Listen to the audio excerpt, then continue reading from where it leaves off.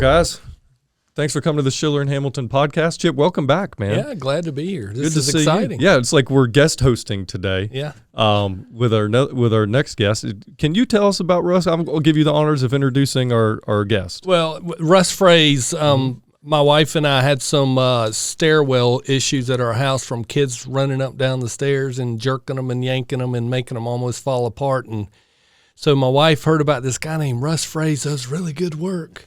And we had him come out to our house, and he fixed our stairs. And the work that needed to be done is something that I couldn't comprehend. But now, to this day, they're still very sturdy, Russ. So thank you for your work in our house. A long time ago. It was a long time And we ago. should mention it's not just any house. Your house is, how long has your house been around? My house has been around. My grandfather built it in the early 30s, 1930s. So it's got some years on it. It's got some years on it, yeah. But it's nothing like what you're working on now.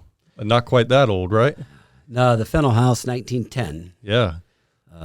Or tell the kids 2 years before the Titanic sank.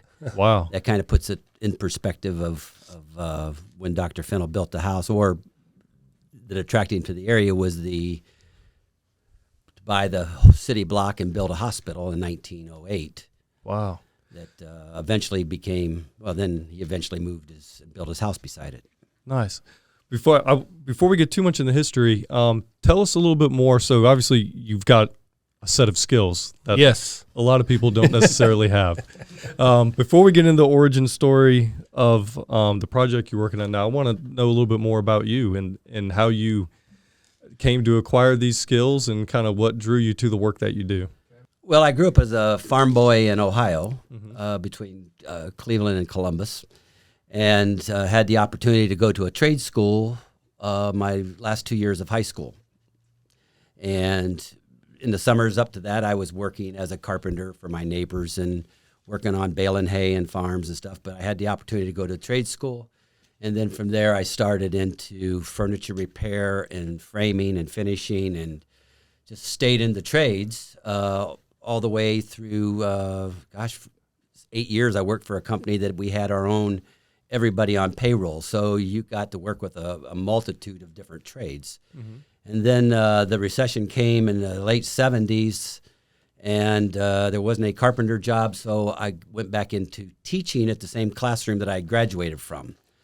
I asked my supervisor, I said, you were my teacher. Are you sure we're ready for this? So, Kent State in the summertime, working on my degree, so I get into teaching carpentry classes. And they dropped my program after a couple years, so then I moved to Cincinnati to have the senior class where we actually go out and build 2 houses.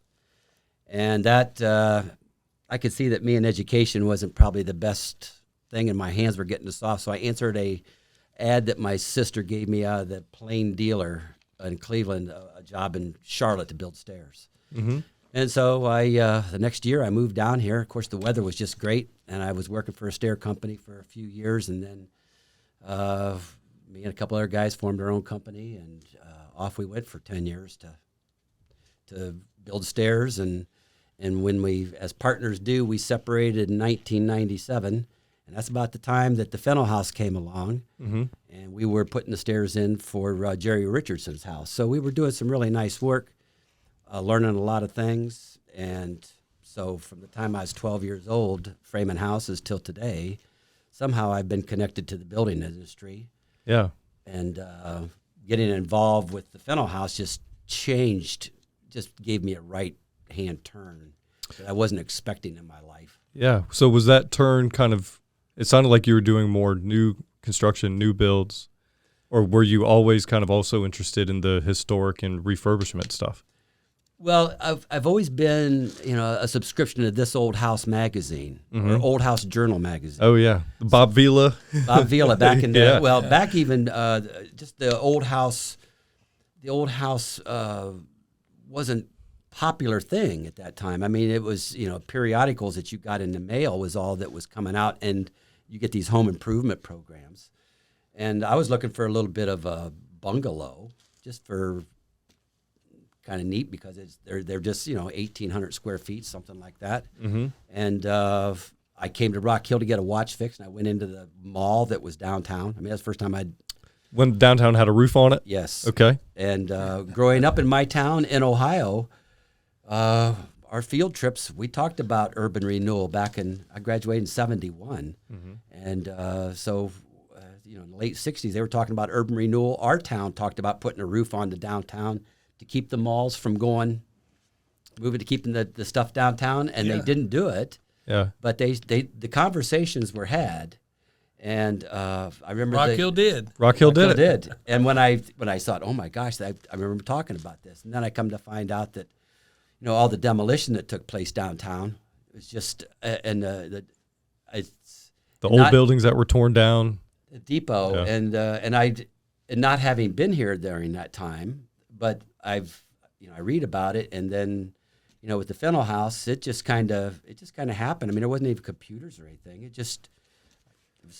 Now, if Russ was here at that time, he would have been the guy that would have chained themselves to the train depot to keep them from taking it down. I'm sorry you weren't here, Russ. Yeah, that was it had been something to be done. I've seen the pictures, and it's like, oh my gosh. Yeah, the whole Trade Street corridor, all the old the depot, and all those old buildings. It's just, I mean, every town goes through a lot, taking down some stuff, but to have the wholesale, the moving the tracks and those kind of landmarks and stuff, it's just, I can't, of course you hear the people talking about it today that were here, and it's kind of sad, and to think that it was such a grand downtown, and a lot of quirks in that downtown. I think that's what makes old towns interesting, is they got all this not nice smooth parking. There's alleys, and go to Savannah down by the river. You will see quirks and deliveries and stuff. It's pretty neat down there. Yeah, no fun if you're a truck driver. No. That's what makes it neat, though. Yep. So it sounds like, okay, so you came in to visit Rock Hill, said you had to get a watch fixed. Right. And then at what point did I don't know if this is the best way to say it. It almost sounds like the Fennell House kind of happened to you in a way. It did. I was just reading the Herald, and there was just a little picture and they showed the house, and it was going to be demolished.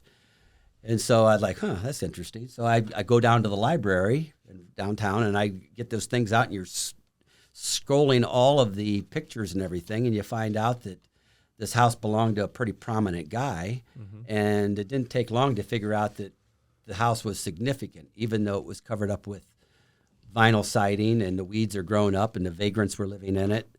And we started asking around, like, who owned it, and nobody knew who owned it. It had gotten into the title wasn't cleared a couple times.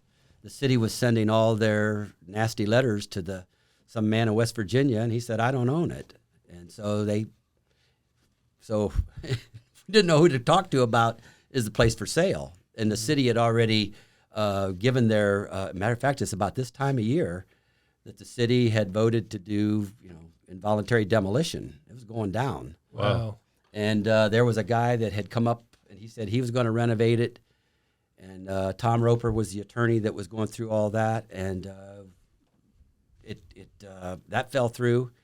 And then on New Year's Day, I'm a barefoot water skier. Were you at the water ski show for the Ebenezer Park? The most recent one? Yeah, when we had the opening for the docks. No, I didn't make it over there. Oh, okay. Well, anyhow, I'm in a water ski club, and we always do. You still do it? Yeah. Nice. Yeah. So we have a barefoot tournament every year up at Lake Norman. It's going on 45 years we've been doing this barefoot tournament. So it's cold, and I had already signed up my money and everything, and that day it was raining and it was cold, and I said, I'm going to take a weed whip, and I'm going to go down to that house, and I'm going to start weed whipping the front yard. Maybe somebody will care.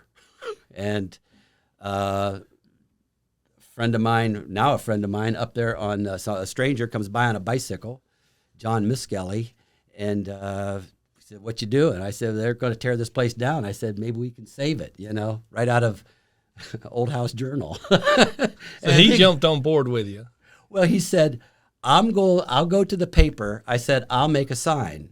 So whipped out a piece of plywood and made a sign, Neighborhood Workday, Saturday from such to such, and he got some blurb put in the newspaper, and it was a day like today. The weather was just perfect, and this was in January. And there must have been 25 people show up. Wow. And Wallace and Will Fennell showed up with their grandson and great-grandson, showed up with their chainsaws, and we started loading stuff up in the front of the house in the road, all the debris. We didn't go in the house. It was just the yards. And Maxine Gill came by, the council lady at that time. Right. And we had a petition out there not to tear it down. Of course, nobody knew who owned it yet.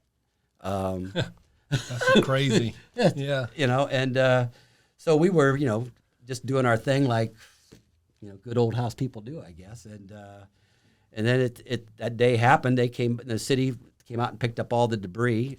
And it was a lot. But it was coming up on the agenda at the council meeting in like 2 weeks, and we hadn't moved off center on. And while we were there cleaning up, there was a one company showed up with a dump truck, and they were like, "Yeah, it's going to be a big job to tear this thing down." So they were already taking bids on it. Russell Allen was the city manager at the time, and Betty Jo was the mayor at the time. Yeah. Yeah. And so I convinced my wife.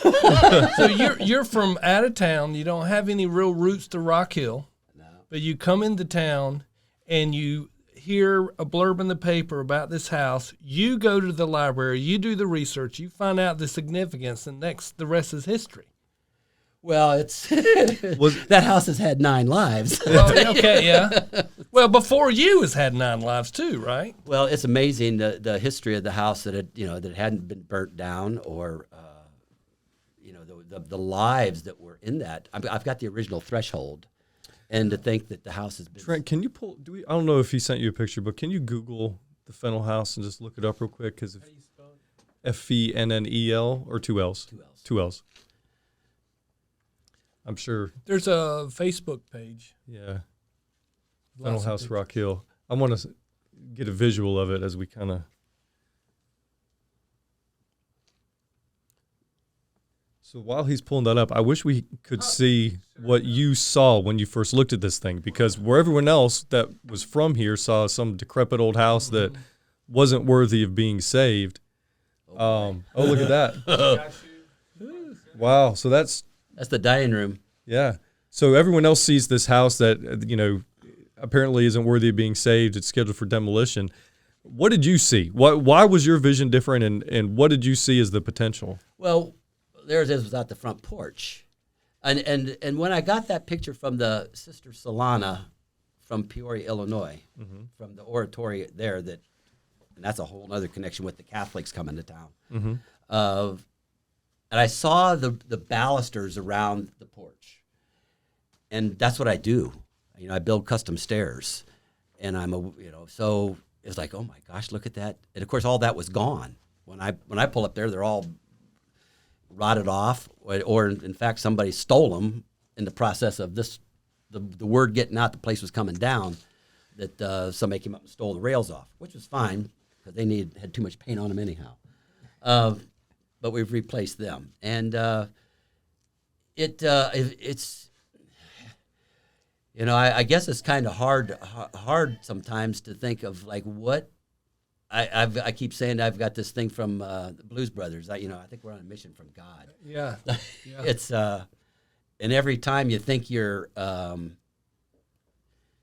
to like, oh, I don't know how this is going to happen, something really cool happens, and. So the porch that's there now, I think, is phenomenal. The porch is absolutely the porch makes the house, in my opinion. So is that porch that you rebuilt the original specs of what the original? It's exactly right down to the moldings. It's I took before it came down. I took a lot of measurements. Yeah. And I even put the in-roof gutter system that I call a Yankee gutter system. There's the dip in the roof, so there's no gutter on the outside. Right. And that thing is right up to specs. It's got some original. The columns are original. The bases have been remade, some of them, but everything else, the beams. There's new beams inside of all those beams, so they're nice and straight, because everything was rotted. So the columns that's there now, where were they when there was no porch? They were in my shop. Oh, okay. over beside the roasting company. Oh, okay. That was my staging areas when I bought the building over there. Oh, that's your shop over there. Okay, I guess I didn't That make was the connection. staging area because we've been there about 20 years. Right. And Wow, look at that. so, but that house right there, that picture allowed me to make sure, because when I pulled all the vinyl off of it, all that beam assembly was totally rotted and gone. And of course, the top rail did not exist. And because you could walk out onto the front porch, and when people went out there and sat with chairs and busted through the roof, and it started leaking. And it's never really been maintained much since, golly, Dr. Fennell probably lived there. Yeah. I mean, it was so well built that it's just been abused for so long that it's Still surviving. and it's still surviving. But there's 2-story porches. There's 3-story. Now that's the original hospital there. Okay. So That looks like the house, but it's not. So let's talk about that for a second. So it was built as a residence. No, this is the hospital that was built in 1908. Okay. So that's before the house was there on same site? The house is just to the left of that. Okay. So walk me through the timeline a little bit of the house and some of the. Well, this portion of there is a picture of a horse-drawn ambulance in front of that house, or that hospital. Mm-hmm. And that was 1908. And then 1910, right to the left of that, is where the house is. This is on the corner of Pendleton and Confederate. Okay. The house is on the corner of Pickens and Confederate. Okay. And then the big long wings were added out each side of that building, what you typically see of Fennell or St. Philip's Hospital. Mm-hmm. And I'm not sure if the doctor put the wings on. I think he did. From the time that he built this, from the time he built his house, he was dead in 1926. Oh, wow. So he only lived 16 years after he built the house. He was 54 years old only. Mm-hmm. So, All right, so for folks that may be listening, that may not be real clear where this is. It's in Confederate Park in Rock Hill. It's off Pendleton, on the side of us, right downtown, off Anafrail, off of White Street. Is that right? well, it's White and Confederate, and you come down, and the tracks that cross Confederate was called Fennell Crossing. Mm-hmm. The train, the Dr. Fennell was the surgeon for the railroad, and so they always had a locomotive steamed up ready for him to go to any kind of an emergency on those tracks. And the train would stop there, and the gurneys would come off and put the gurneys on. So it was like the airport. Mm. It was used for transportation of. Is that the doctor? That is Dr. Fennell and his wife Mary Rose, and William Wallace. I guess that'd be Jr. And then Athelia is the bottom one, and Totsy is the top girl. How do you feel now when you look at pictures like this? Do you feel a connection to the family as you kind of, work on this property and refurbish and bring this house back to life? What's that like in your mind when you see pictures or you hear about this family? Well, I've met, in Wallace, there's Will, the son, the great-grandson. And then there was Wallace, and he just passed away a few years ago. And he was so full of stories. And in many ways, Wallace was full of stories in many ways. he was a character. He was there you go. He was a character. Yeah. And then Will, he's just he likes to shoot. Mm-hmm. And Will and I went to high school together. We're classmates. oh, I didn't know that. Yeah, Rock Hill High School class of 82. But and the more I learn about the times that happened there and the way that he gave. I mean, when he died, they closed all the downtown businesses. The governor came, and all the Mill Hill people came. Widows, orphans, black, white, it didn't matter. He died with not a whole lot of stuff, but in his memoirs that his daughter wrote, said Cobb was a banker in town. Right, Charlie Cobb. He said Charlie Cobb sat and told me that my dad made millions, but he just gave it away. Yeah. He said he didn't have time to mess with that. Yeah. And there's stories about him. How about Hamilton Carhart? You got a connection there I think's fascinating. Well, the Hamilton Carhart, there's a two-line in the memoirs that Tatsi wrote that he gives Dr. Fennell credit for saving his life at Fennell Infirmary. And for that, he gave him an Arabian stallion and a Shetland pony. And I read somewhere, and we talked with Pat, she'll say that, yes, he That's did. Pat Grant. And he did raise Arabian stallions and Shetland ponies. Yeah. So I don't know if they were out there. On his property in Rock Hill? Yeah, on the river. On the river? Is where the Carhart Mansion is out. Where your neck of the woods, where you live. That's right. And we should mention Hamilton Carhart as in the Carhart brand of clothing and workwear. And it's and so they were contemporaries, and it would be interesting as they're doing research to find out what couldn't have been before after 1926 because he was gone by then. Yeah. So when did Carhart get here with the mill, and they crossed paths somewhere. Yeah, and it's like, well, would Carhart Industries be here today? Yeah, without think Dr. about Fennell, you know. Yeah, Rock Hill, because he said help save Carhart USA. That's right. Thank you, Dr. Fennell. Fix him. The city couldn't. City doctors couldn't do it. So he had to come to the country, and the ambidextrous, well-witted Dr. Fennell. Yeah. Chief surgeon of the state of South Carolina. You read his biography, and it's the who's who of medical stuff in South Carolina in that era. So while you're working on this house and this property, you're not just a carpenter, you're almost like an archaeologist in a way, kind of uncovering things. Yeah. Have you found any cool artifacts or pictures or anything else that have been left on the property? Well, one of the neatest ones was everything was shag carpet when we got there, and it was very disgusting. And then underneath that was tile. So we had to take the tile up also. And underneath that was all the nice 2 1/4-inch pine floors. And in the giant dining room, I think you had the picture of it there. There was these wear lines where the church pews used to set when the nuns had their chapel at the house from 1943 to 1959, 1960.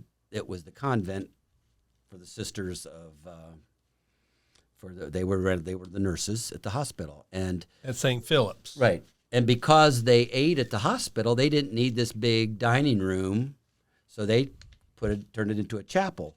Well, then the lady across the street a few years ago comes up, and she had a Browning camera, and the nuns let her in the front door, and she took a picture of the altar that was in that room. Wow. With the church pews in it, and they match. You can see the wear lines where the floor is it's nice and shiny, and then it's just worn right down through the wood where the scuffling went on.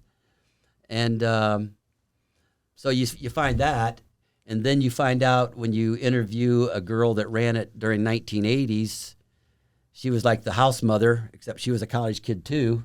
So college kids lived in it in the 80s. From 1980 to 1984, there's 22 college-age kids living in there. Wow. Okay. And from 1960 to 1980, Mrs. Hill had the boarding house. There's 35 guys living there with a full-time cook, cleaning lady, $9 a week gets you. And those people are still around, and those are the people that I'm trying to get something set up to interview so that we can archive the memories from Betty Jo went to church services in that chapel when she was a child. No kidding. Wow. Her dad practiced next door. Yeah. And he liked to fly his plane on Sunday mornings, and he would go to the church services there. But then when you hear about the house parties that went on there in 1980 to 84, when the drinking age was still 18. Right. And they said, oh, this is where the band set up. So in this same dining room, there's the band. Okay, so where there was church services. Where they were. And so you get onto Facebook, you say, I'm looking for a picture of somebody that's got a picture. So this lady from England sends me a picture of her husband standing with a microphone, and there's the drummer and the bass player in front of that little bay area there. And he looks just like Jimi Hendrix. He's got all white and bell bottoms, got a headband on. Yeah. And wow. So the place must have rocked pretty good in the 80s. As a former college kid, I could tell you, college kids are hard on houses, especially large groups of them. Well, and it was... it was 5 bathrooms and 1 payphone. That's and some of the living conditions were nothing more than a piece of plywood up on edge. And there was another time, I mean, at the wiring, you looked at the wire and said, this place didn't go up then. Yeah. Wow. So then it was remodeled with some weird electrical stuff, and there's no heat in the building. Never had air conditioning. No kidding. There's never been a duct line running that house. When you first started this project, did you have any, in your wildest dreams, can you imagine like this project connecting you with so many people and bringing, people from England contacting you about this house? I mean, who buys a house and then all of a sudden gets all these news stories and memories and photos and all this other stuff happening? This is unbelievable. Did you have any idea that any of this could shake out like this? Well, when we went to the city council to get it removed from the demolition list, they said, well, how long is this going to take? And I said, well, we're going to do it in 2 years in $160,000. And I have my banker over here, and she's ready to write me a check for $160,000, $180,000, whatever it was. And we were ready to get started. And I've got 2 kids that are like this big. And my wife is pregnant with our third. Wow. And she's a saint. She's a She's saint gotta for allowing be. me to venture into this. Yeah. And then for it to go on. And I didn't realize it would take so many angles. I mean, I've had conversations with homeless people on the fence. I've been involved with The Rock when it was downtown because they did all the priming of all the material. I mean, look at the sawhorses right here. All that paint came from when I had 3,100 lineal feet of trim for that front porch. There was 11 applications of molding that went on that to duplicate the original. Because I've got... Wow. So I got involved with that. And then just with when it was the Lord's Family Tree, one of the last things it was a home for unwed mothers. And they had to put their kids up for adoption. And I've had mothers come back, and I've had their children come back. Unbelievable. To the house. Wow. And through that, there's people on the Facebook that's their thing. I mean, adoption, they've got adopted kids. So, and then when people went out and found their mothers and their kids through that. So, and those people are still around that ran that then. So I would like to, I've got slides from that. The Lord, that was like 3 years it was that. There was another attorney, Dale Dove, was involved with all that. Yeah. Back in that day. So, and then a guy stopped the other day, and he had lived in that house for 11 years when it was a boarding house. And Vanessa Hill, she was a granddaughter of Mrs. Hill, and she spent 20 years in that house. So those folks are out there, and we need to get that information from them before we all pass on. Yeah. Because that has to be recorded. David Boone was We've there. got a microphone right here. Yeah. Yeah. Bring them on in. Well, that would be... Yeah. It'd be nice if we could take it mobile because the emotions that come to these people when they walk through there, As they see it, yeah, we can probably figure that out. is something that and then we talked about wanting to do history live reenacted from all the different having the rock and roll band in the same dining room as the nuns. Oh, how cool would that be? And have it they're interpreting back and forth for some live interpretation. Will you dress up and be Dr. Fennell? We've already done that. We okay. did that. We had the Titanic newspaper of the Titanic sinking, and we're all standing around the fireplace. Sarah McAllister was our photographer. Yeah. I bet that'd be fun. So we had as all these people come to you and you get all these new stories and you see how this house has touched so many lives and impacted so many people, what does that do to is there almost like a sense of responsibility or obligation at this point to see it all the way through and continue to work on it? Like, how does that affect your desire to continue to work on this project? Well, there have been times when the house was going to be torn down. I mean, even after we started working on it, and we went through so much stuff with the city. It's just it's got to be an act of God to have gotten my family through that. Yeah. Because the pressures to bear and rightfully so. I see ordinances. I know all these things. But you also have it's on your Facebook about preservation. It's just not in the DA of this town.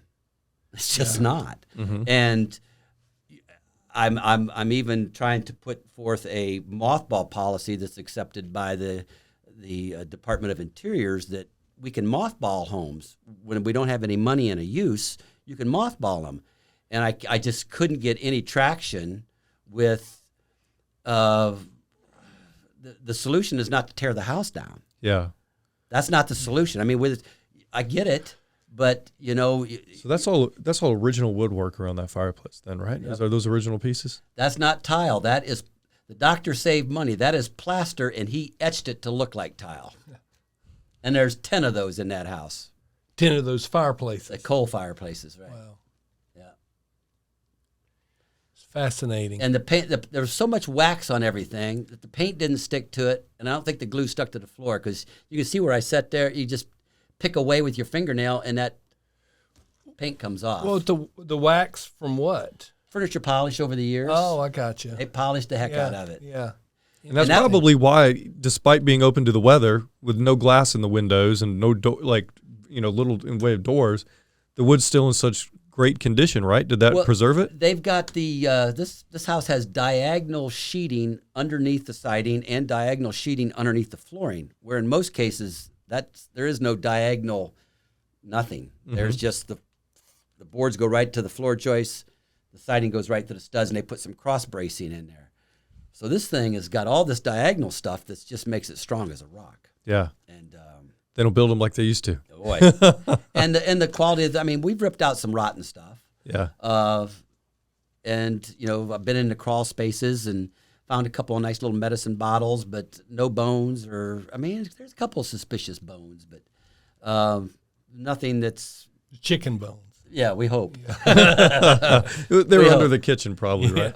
If I keep finding the W.W. Fennell written on different pieces of wood, and we every time it happens, you wonder if it was the doctor standing there beside a pile of lumber, or if it was the guy at the lumber company saying, "This goes out to Dr. Fennell."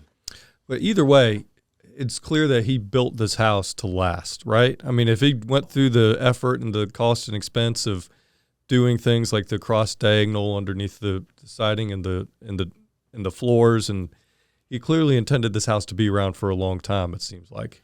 Well, it's got 52 windows in it, and every room's got cross ventilation, and the halls are 11 feet wide. So it was made to be cool the best you could. I don't know how they ever heated it, but it was meant to be cool with the sleeping porches and everything. And he did not build it fancy. I mean, there's nothing, even the doorknobs, even though they're all brass, they're not etched. Nothing's etched. There's only crown molding in that big dining room. The rest of it had that little picture molding, picture rail in all the rooms. Mm-hmm. They used that old junky pine and stained it dark, the heart pine that we'd love to have today. That's what all the trim is, except they stained it dark because dark was more classy, I guess. That was how you upgraded, and it's got, but it was never over the top. Like ornate in any way? No. Yeah. Now the porch, and a porch was an essential thing in those days. And then it had these huge trees all the way around it. Today you cook on the front porch in the afternoon, but he had those big trees going around there, which are all gone. And, he just built this really nice hospital, and the lower level was where his nurses stayed. Gus, the maintenance guy, stayed. Visiting doctors stayed.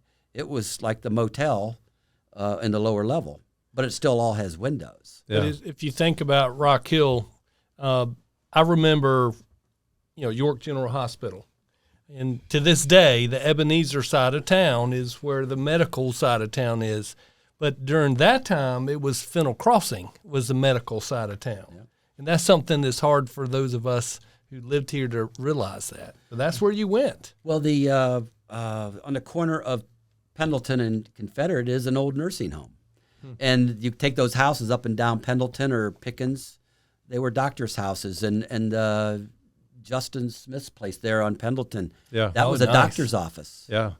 I guess. Yeah. So yeah, there was a lot of activity around there, and the things have changed on what you could do places, because to think that, the Fennell House today, legally, I don't think you can have over 6 people living there that aren't related. Yeah. Because of zoning. Right. And to think that there was 35 guys, and I work with one of them that used to stop there and pick a guy up, and they were hanging sheetrock at Carowinds. Wow. And a couple of them worked at the nuclear plant when they were building it. So all the guys had jobs. They didn't have cars, because you don't know where you put 35 cars. But when you hear those stories of, all the steel workers and the painters, they lived in the lower level, and they were the drinkers, and they had one TV in the whole house. And those kind of stories I think are cool to pass on, especially in that house when every 20 years is documented. And now the clock is ticking on my wife and I that, our 20 years is rolling up, and we'd like to live in it for a little bit. Yeah. And what is the current state of it?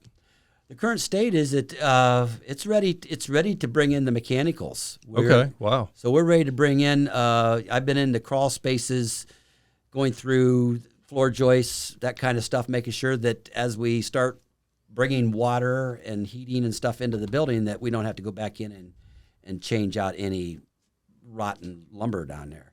And, sometimes a little bit turns into a lot. Yeah. And then a paying job comes along and you got to go do that. So it's ready for the mechanicals to come in, and that's something that I can't do, but it costs a whole lot of money. Yeah.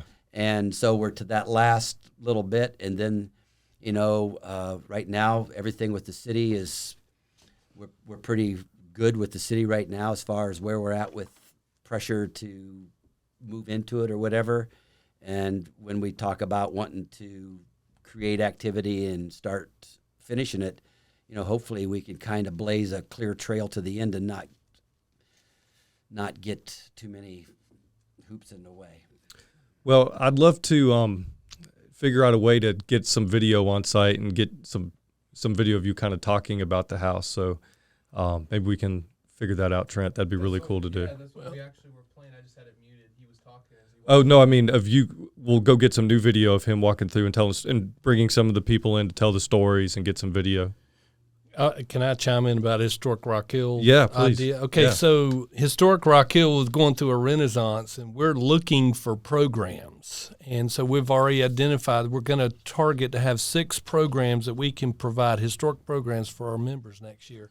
One of them hadn't talked to Russ yet, but Stephen Turner and I. Not to put him on the spot. Yeah, Stephen Turner and I talked about we got to do something with the Fennell House for our sure, members. yeah. I don't know if it's some kind of, if we can meet on the porch or something and have you talk about what's going on.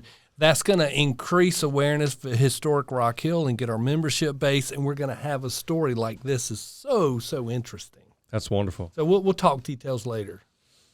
Russ, thank you for coming today. I appreciate you sharing the story, and I wish we could talk about it for the rest of the afternoon because there's obviously so much to share. But I do think that to really continue the story and give it what it deserves, we need to get onto the site and get some video too next time and bring some other people in to talk about it. And I think we should work on setting that up. So we'll work on that. Yeah. Well, I appreciate the opportunity to share the story because it's the media, the social media was the thing that became my savior.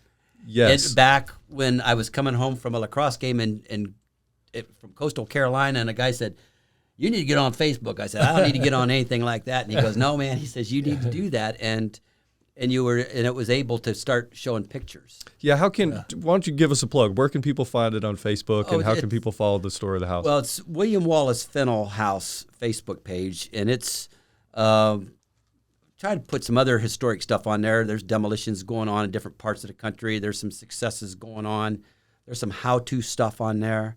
But usually if I'm working on something, whether it's in the shop, rebuilding the doors or polishing the brass, there's the pictures of the house, and anything that I've had is probably on that Facebook. And even the 14 pages of Totsie Fennell's memoirs of her dad is on there.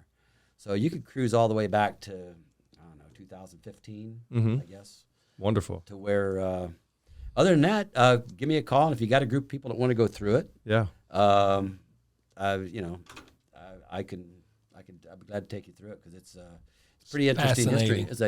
It's a history lesson for even kids to go through it. That's wonderful. Chip, thanks for helping arrange this and bringing Russ to us. Russ, thank you so much, man. Appreciate it. It's cool. It's been great. Thank And you. anyone listening, once again, thanks for listening and tuning in to Schiller Hamilton Podcast, and we'll look forward to the next one. Thank you, Joel. Thanks. And that's a wrap.